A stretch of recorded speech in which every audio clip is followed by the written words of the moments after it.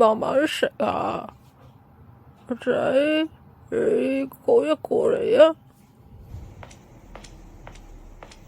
阿爹，咩事呢？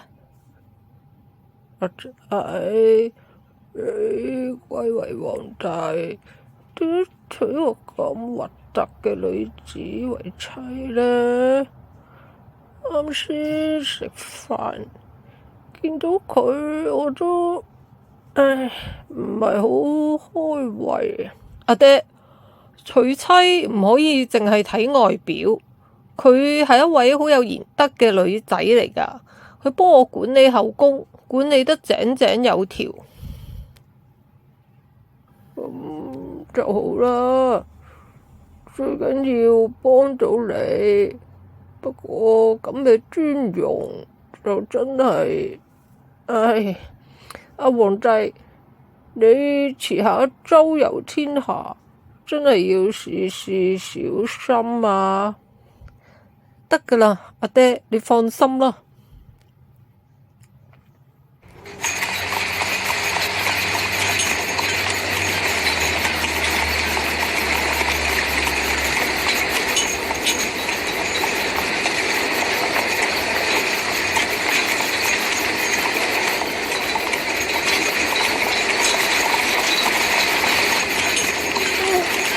皇帝，好辛苦啊！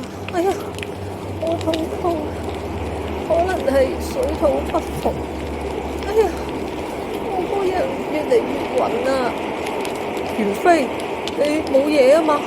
哎呀，皇帝，我唔得啦！欣妮，皇帝，你保重啦，我諗唔得噶啦。你好好保重啊！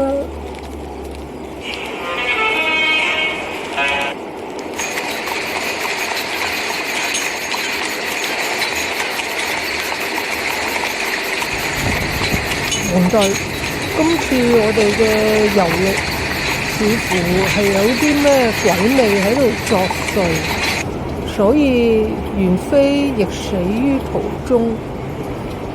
就呢一啲嘅鬼魅，其實都唔難應付嘅。神有一個辦法，怕就怕講出嚟，皇帝你唔高興。唔怕嘅，有咩你即管講。聽講鬼係驚啲生得極之醜陋嘅人，我哋可以請母母娘娘為方道士，先到神，行喺架車前面講鬼。一於咁話，傳令。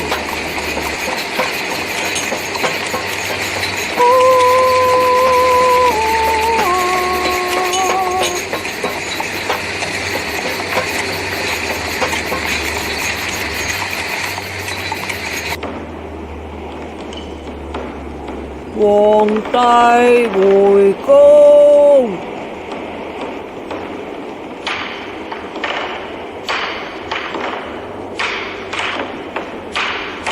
皇帝回宮啦！聽講元妃娘娘死咗啊！係啊，好在之後嘅旅程都平安啊！好似話母母娘娘行喺架車前面驅邪啊，果然係平安無事返嚟。皇帝亦封賞咗佢啊！既然母母娘娘個樣可以辟邪啊，咁不如我哋將佢畫出嚟貼喺門嗰度，咁咪可以驅邪辟瘟疫咯。好啊，好啊，仲唔快啲？